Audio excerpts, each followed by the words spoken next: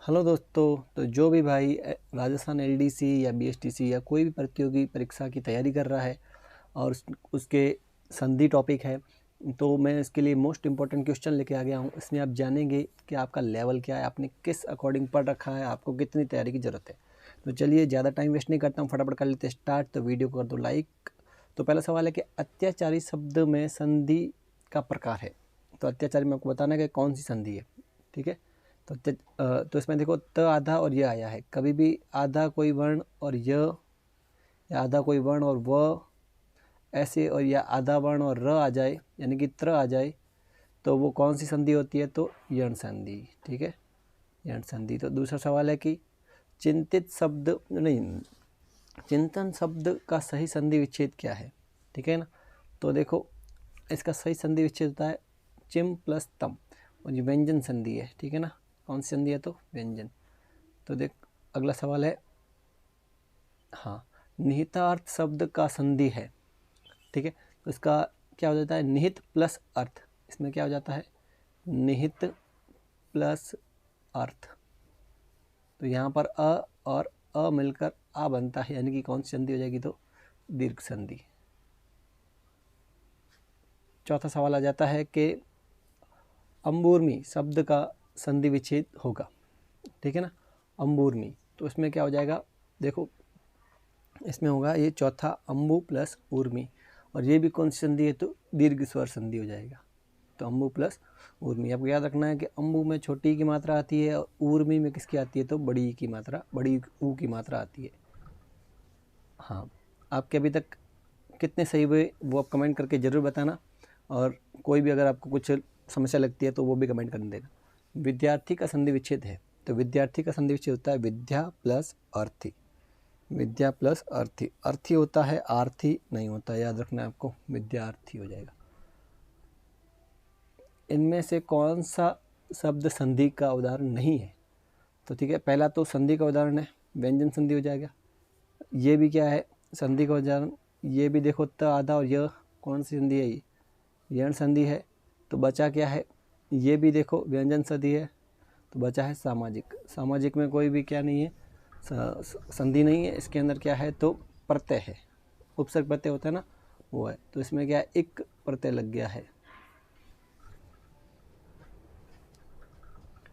किस शब्द में गुण संधि है?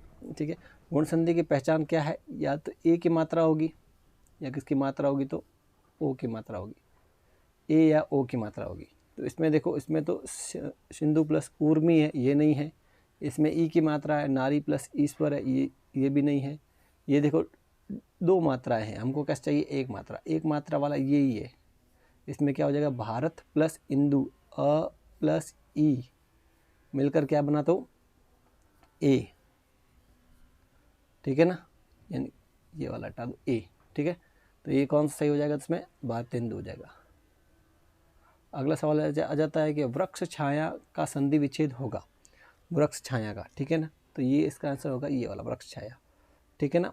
यहाँ पर अ, उसके बाद में क्या मिला? एक छ व्यंजन, ठीक है। किसी भी स्वर के बाद अगर छ व्यंजन आता है तो उनके बीच में च आ जाता है, आधा च, तो ये हो जाता है वृक्ष छाया। और ये कौन संधि है? तो व्यंजन संधि। वीरांगना शब्द का संधि विच्छेद है, ठीक है। तो ये दीर्घ स्वर संधि है। इसमें उत्तर हो जाएगा वीर प्लस अंगना। पितृ अनुमति शब्द का संधि विच्छेद है। तो इसमें देखो हमको लगेगा ये है पितृ प्लस अनुमति, लेकिन इसका आंसर है पितृ प्लस अनुमति। देखो इसमें क्या होता है? यहाँ पर देखो सबसे लास्ट में क्या है? यहाँ पर री है, री से ऋषि, फिर क्या है? अ, री के बाद असमान स्वर, तो ये क्या हो जाता है? अर हो जाता है। क्या हो जाता है? अर। तो इसमें देखो ये त में से ये री चला गया, ठीक है। तो ये क्या हो जाएगा? त आधा हो जाएगा, और ये क्या बन गया? र बन गया। इसके पीछे र लगाएंगे, त और र मिलकर क्या बनता है? त्र बनता है। तो अब इसकी जगह पर क्या आ जाएगा? त्र आ जाएगा। तो इसमें देखो इसकी जगह पर आ गया त्र, फिर नुमति का नुमति आ गया, इससे पहले पी था तो पीत पहले ही रहा, ठीक है। तो इसमें ये वाला सही आंसर है। तो 10 में से आपके कितने सही हुए एक बार कमेंट करके जरूर बताना।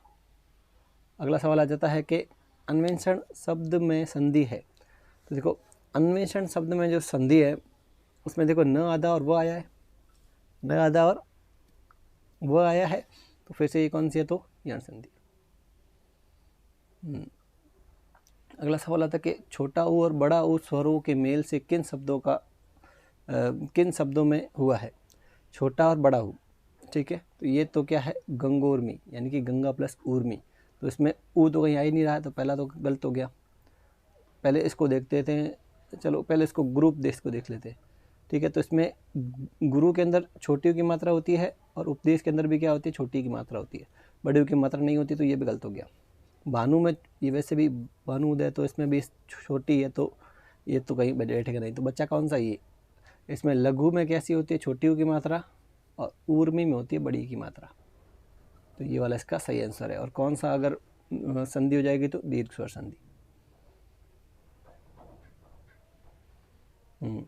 निम्नलिखित में से संधि युक्त शब्द कौन सा है, संधि युक्त शब्द बताना हमको, ठीक है। अभि प्लस इष्पा, अभिष्पा, गति प्लस अवरोध, गत्यावरोध, गुरु प्लस उपदेश, गुरोपदेश, लघु प्लस उत्तर, लघु उत्तर। तो देखो गुरु ऊ और ऊ मिलके बड़ा ऊ बनता है, यहाँ पर ओ तो नहीं बनता, ये गलत हो गया, ठीक है।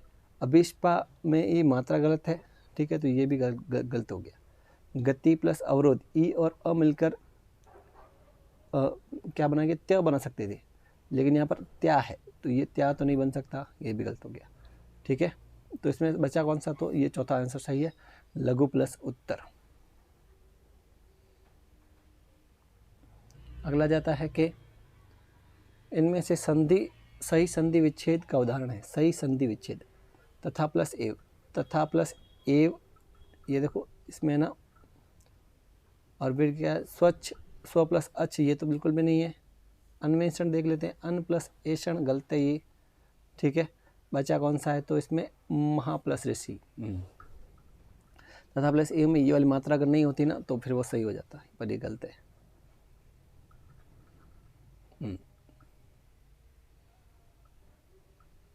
गायक, इसमें क्या बन रहा है, बीच में देखो क्या है,